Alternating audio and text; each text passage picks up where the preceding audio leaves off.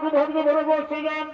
এতক্ষণে কেন্দ্রীয় নবযুব সংঘ ছৌনিত্য পার্টি ওস্তাদ বিকাশ চন্দ্র মাহাতোর পক্ষ থেকে আমরা শুরু করতে চলেছি তৃতীয় ছৌনিত্য নাট্য নিবেদন।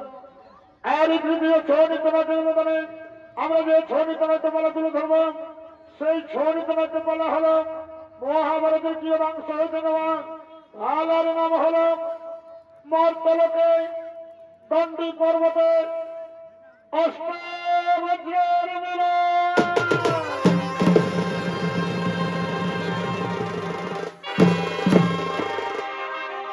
তাই অভিনব দেবরাজেন্দ্রের দেব সভায় আমন্ত্রিত হয়েছেন ব্রহ্মা, বিষ্ণু, মহেশ্বর এবং দেব সেনাপতি কার্তিক।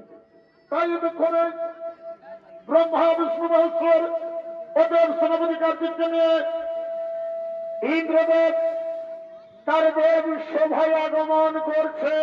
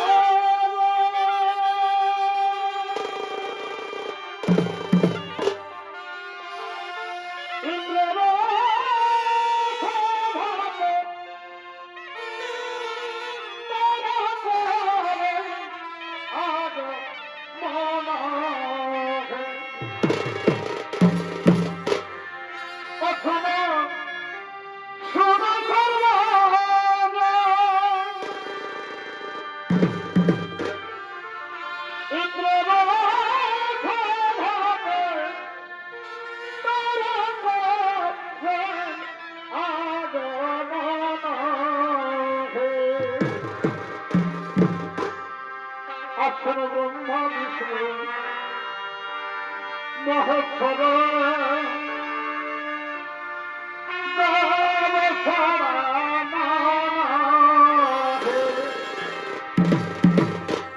আছেন ব্রহ্মা, বিষ্ণু, মহেশ্বর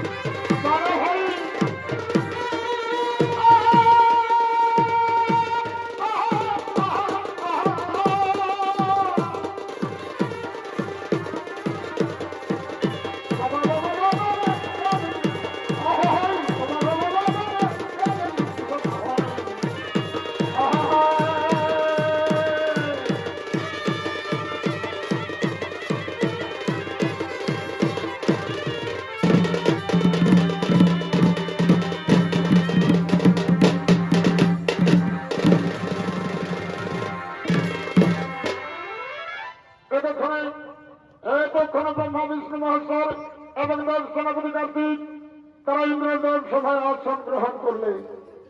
আর ওদিকে তো উর্বাসামী, ওদিকে তো উর্বাসামী 14 বছর তপস্যা করে সিদ্ধি লাভ করার পর আশ্রমে ফিরছিলেন। হঠাৎ মনে পড়ে যায় তার ইন্দ্রদেব সভার কথা। তাই দুঃখে দুর্বাসামী ইন্দ্রদেব সভায় আগমন করছে।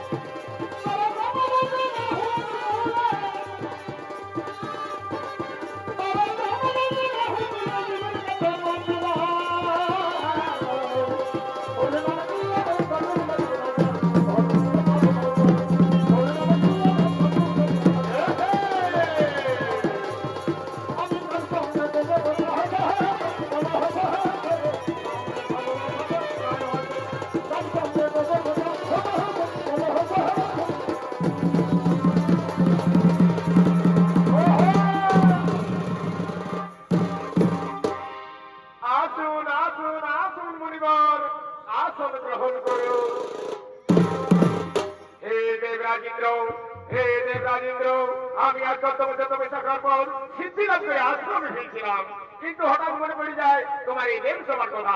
তাই আমি বড় আশা নিয়ে তোমার এই দেব সভায় আগমন করেছি, এই দেব সভায় উর্বশীদের নৃত্য গীত দেখবো বলে। তাই হে দেবরাজেন্দ্র, এই দেব সভায় উর্বশীদের নৃত্য গীতের করহ আয়োজন, মম মনোবাঞ্ছা তুমি করহ পূরণ। হে মুনিবর, এই সামান্যতম মনোবাঞ্ছা মানি সদন কৃপা করে দিকে আসন করুন গ্রহণ, এক্ষুনি আমরা মনোবাঞ্ছা করিব পূরণ। তুমি যাও, তাকে ওই উর্বশীরে নৃত্য গীতে ভরিয়ে দেবে দেব সভা না ছাড়ে। মহারাজ, আমি এক্ষুনি উর্ব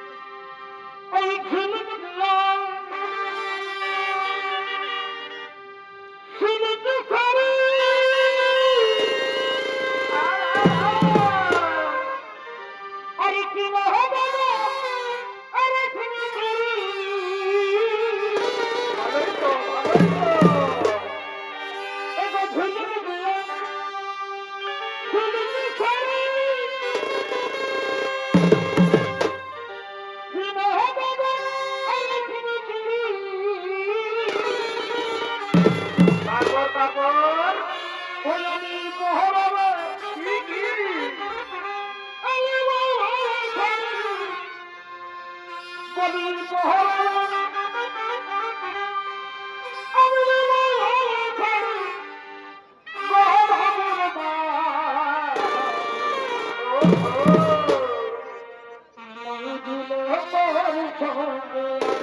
বাহারে বাহারে বাহারে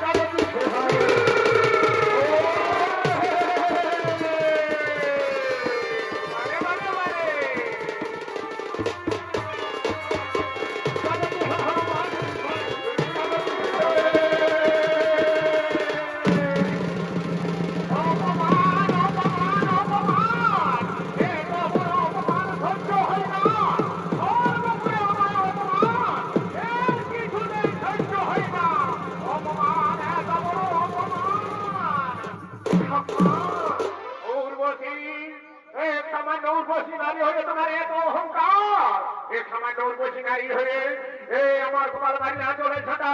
তাই যাও যাও নারী, আমি তোমায় অভিশাপ দিচ্ছি, এই মুহূর্তে তুমি স্বর্গপুর ছেড়ে চলে যাও বর্তমানে দণ্ডী পর্বতে। সেখানে তুমি দিনের বেলায় সুন্দর ঘটে পাইয়ে থাকবে, আর রাত্রিবেলা হবে তুমি এক অপরূপ সুন্দর রূপবতী।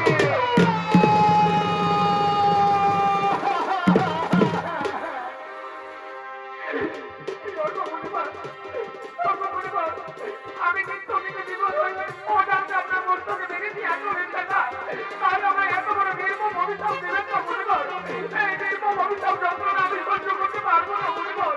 এই অভিশাপ আপনি ফিরিয়ে দিন পরিবার, এই অভিশাপ আপনি ফিরিয়ে দিন। না তা হই না উর্বশী, তা হই না, তা হই না। আমি বলি দুর্বাসা, আমার মুখ থেকে একবার যে কথা বের হই তা কখনো ফিরে নেওয়া যায় না। অভিশাপ তোমার ফলবে ফলবে, তোমাকে এই স্বর্গপুর ছেড়ে মস্তকে দণ্ডী পর্বতে যেতেই হবে। সেখানে তুমি দিনের বেলায় সুন্দর ঘটকে থাকবে, আর রাত্রিবেলা হবে তুমি এক অপর সুন্দর রমণী।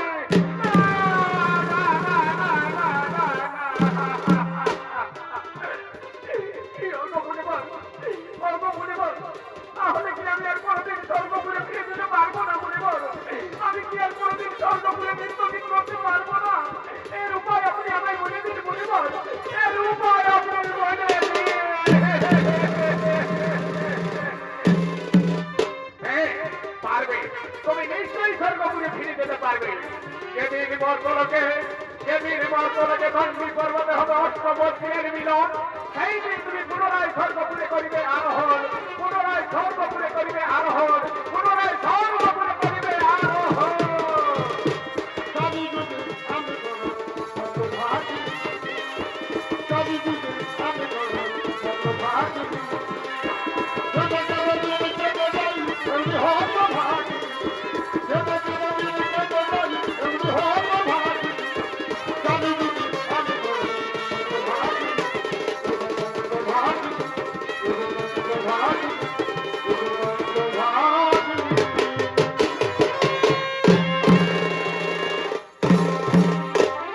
আর ওদিকে দণ্ডী রাজা, ওদিকে দণ্ডী রাজা মন্ত্রী সেনাপতি সৈন্যবল সঙ্গে লয়ে শিকার করার জন্য দণ্ডী পর্বতে করছেন আগমন।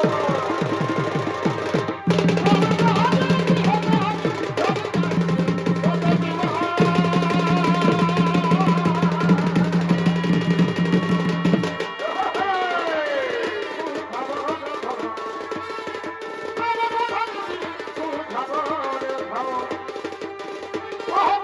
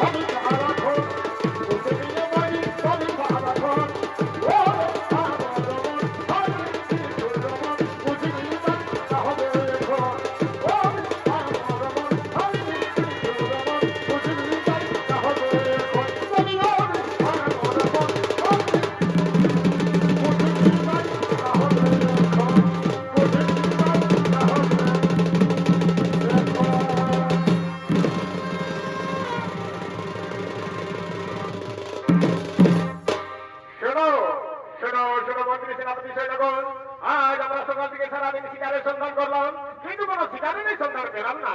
তাই এখন সময় গধূলি বেলা, সূর্য প্রায় অস্ত চলে, তাই তাই আমরা শিকার না করে কি করে বাড়ি ফিরি ভাই?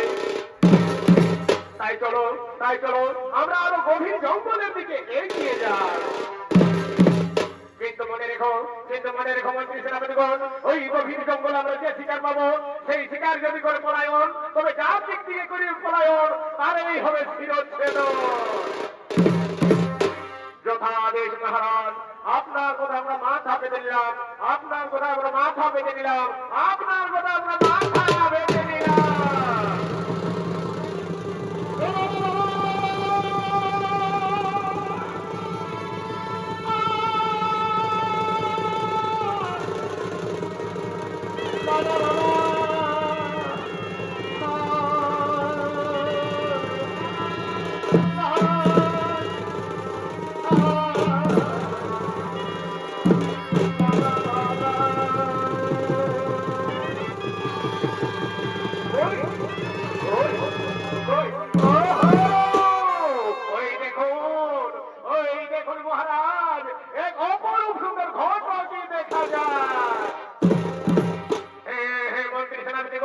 তোমরা ঠিকই বলেছ, এই অপরূপ সুন্দর ঘটকি, এমন সুন্দর ঘটকি আগে আমি কখনো দেখিনি।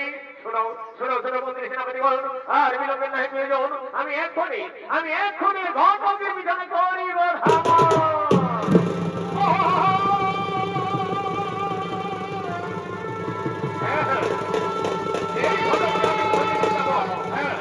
এই ঘটকে আমি ধরে নিয়ে যাবো আমার রাজসভায়। একে আমি আমার রাজসভায় রাখবো, একে আমি ধরবো, একে আমি ধরে নিয়ে যাবো আমার রাজসভায়। ধরবো, একে ধরবো।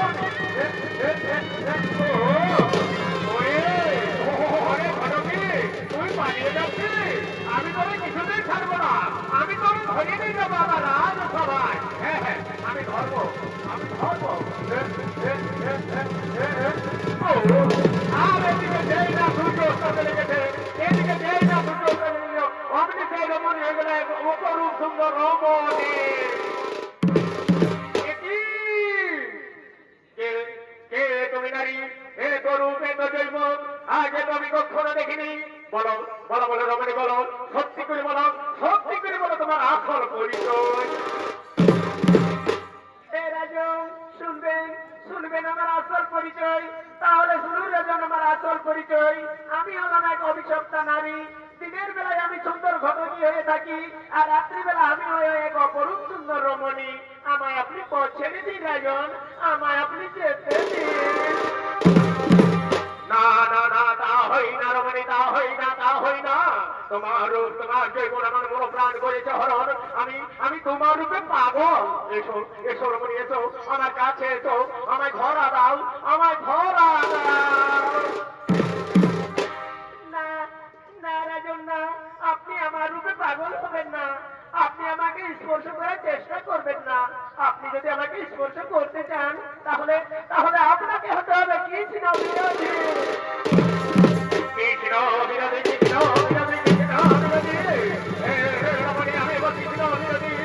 তোমার মতো সুন্দরী রমণীকে আমার দেহে একটি দূরত্ব থাকতে আমি নাহি যেতে দেবো কর্মূর্যের কাছে। আমি হব কি ছিল বিরোধী। এসো রমণী, এসো আমার কাছে, এসো আমায় ধরা দাও, আমায় আলিঙ্গ দাও, আমায় আলিঙ্গ দাও। এগো কাজল করে রেখো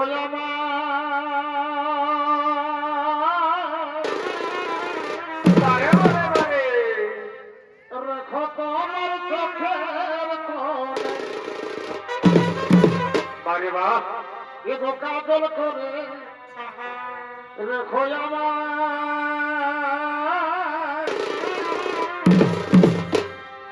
রেখো তোমার চোখের কোণে।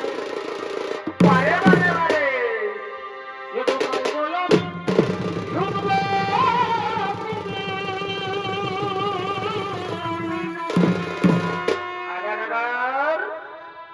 আর যেন গো কেউ না শোনে। বাহারে বাহারে, গাইব আমি শুনবে তুমি।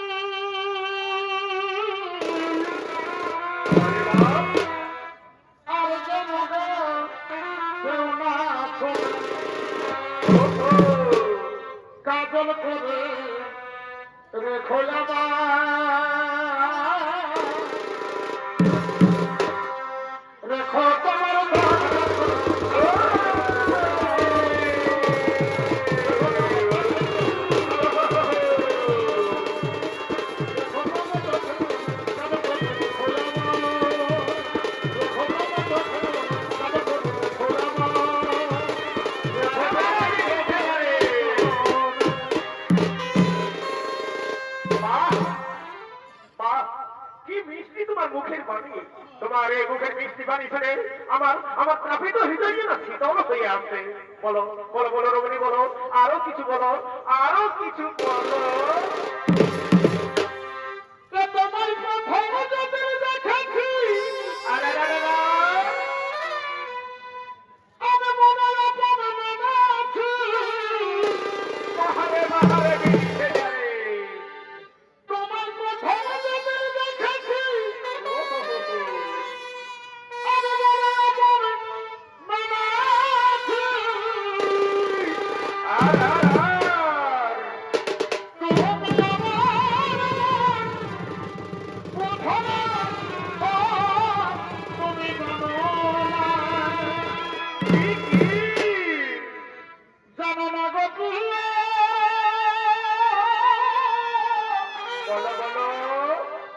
তোমার জীবনে সাধনা বন্ধু তো তুমি বলছো এ তুমি জানো না, এ না গোনা বুঝো না, ও তুমি জানো না গো প্রিয়া।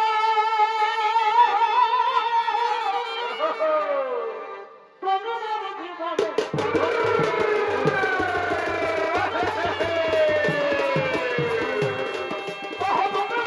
মারে মারে মারে বিরিশে যারে।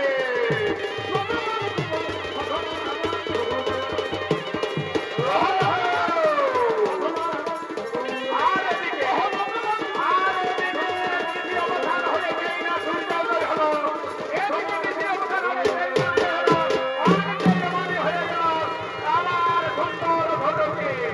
অমনি সেই রমণী হয়ে গেল আমার সুন্দর ঘটকে। তাই ঘটে গেলে রাজা দাঁড়িয়ে রইলেন। নারায়ণ নারায়ণ নারায়ণ। এটি অপরূপ সুন্দর ঘটকি, এমন সুন্দর ঘটকি আগে তো আমি কখনো দেখিনি। নারায়ণ নারায়ণ নারায়ণ। এই ঘটকি যদি আমাদের স্বর্গপুরে থাকে তাহলে স্বর্গপুর আলো করে রাখবে। এতক্ষণে মনে পড়েছে, আমি আর বিলম্ব করবো না, আমি এক্ষুনি ছুটে যাবো সেই স্বর্গপুরে। স্বর্গপুরে ছুটে গিয়ে এই সুন্দর ঘটকির কথা আমি প্রভুকে জানিয়ে দেব। এই সুন্দর ঘটকির কথা আমি প্রভুকে জানিয়ে দেব। নারায়ণ নারায়ণ নারায়ণ।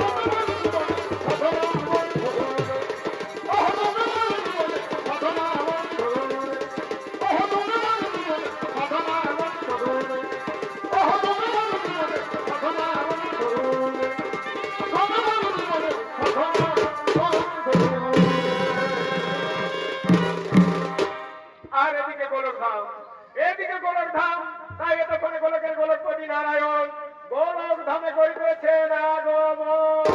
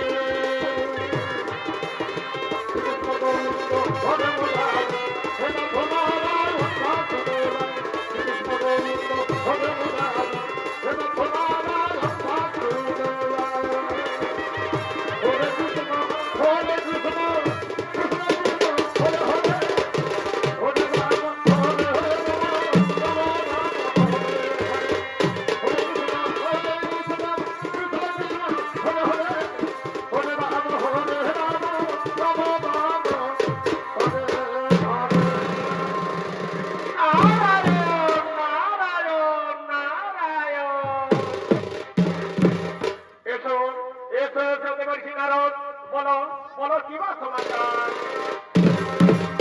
হে প্রভু আমি গিয়েছিলাম বর্তমানে দণ্ডি পর্বতে দণ্ডি রাজের গৃহে।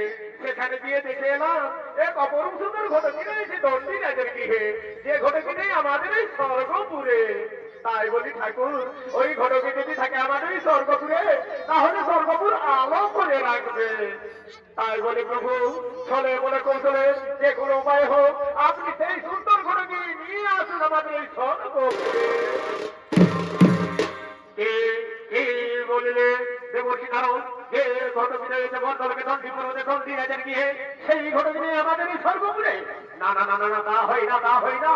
চলো চলো দেবর্ষী নারদ, এক্ষণে গিয়ে ছলে বলে কৌশলে যে কোনো উপায়ে হোক সেই সুন্দর ঘটিকে মোরা ফিরিয়ে নিয়ে আসি আমাদের এই স্বর্গপুরে।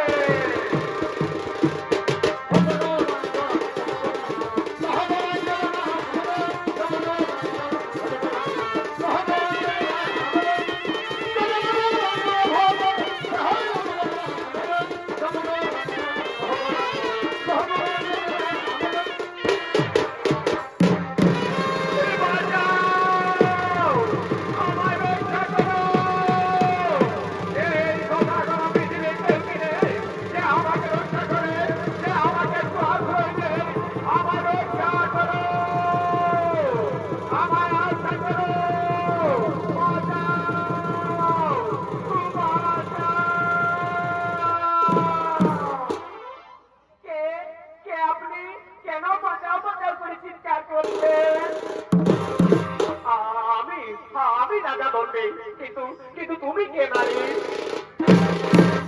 আমি আমি আমার কৃষ্ণ ভগিনী দ্রৌপদী। আমি আপনাকে আশ্রয় দেব রাজন, আমি আপনাকে আশ্রয় দেব। এই বলিলে দ্রৌপদী, তোমার ভ্রাতা কৃষ্ণ আমায় করেছে বিতারণ, আর আশ্রয় দেবে তুমি? রাজন হে, আমি আপনাকে আশ্রয় দেব।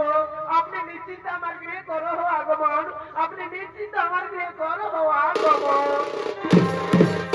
আপনার যাতে কোনো অসুবিধা না হয় তার জন্য এখনই আমি আমার পঞ্চস্বামীকে ডেকে দিচ্ছি। কোথায় কোথায় বান্ধবগণ, শীঘ্র করে ছুটে এসো।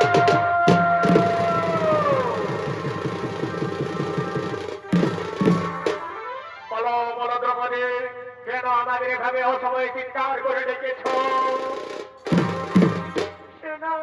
সেনা পাণ্ডবগণ, আজ দণ্ডী রাজা বড়ই বিপদে পড়ে আমার গৃহে আশ্রয় চেয়েছে, তাই আমি ওনাকে আমার গৃহে আশ্রয় দিয়েছি।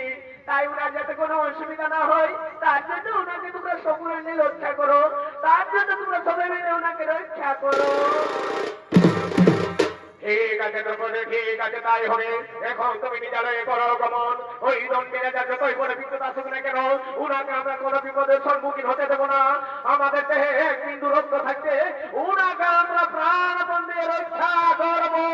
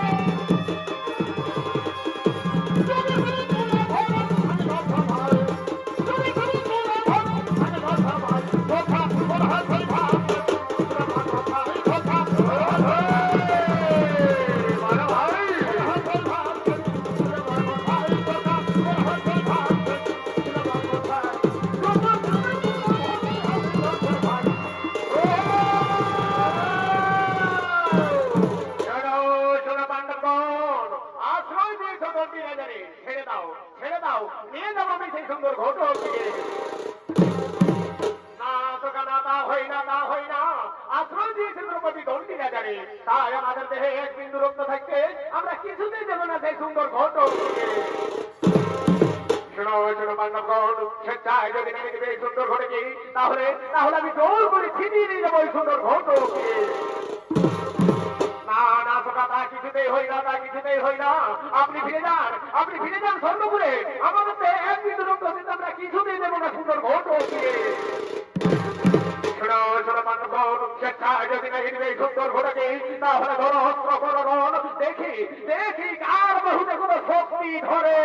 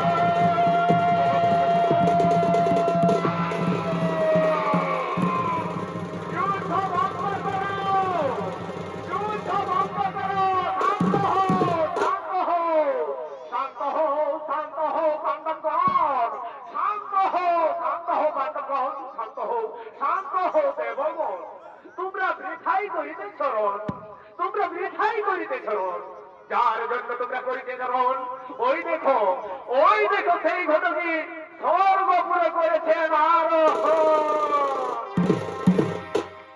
তাই পঞ্চ পাণ্ডবের পঞ্চবান নারায়ণ সহ দণ্ডিরেজা সহ অষ্টবজ্রের হয়েছে মিলন।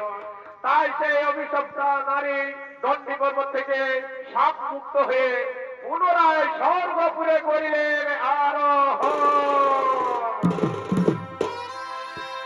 আরে এখন আছে বৃন্দাবনে বাঁশি বাজে রে, বাঁশি বাজে হরিবোল হরিবোল হরিবোল। এখন আছে বৃন্দাবনে বাঁশি বাজে রে, বাঁশি বাজে ও কালার বাঁশি শুনে মনে মনে বাঁশি শুনে মনে মনে মৌর নাচে বাঁশি বাজে এখন আছে বাজে বাজে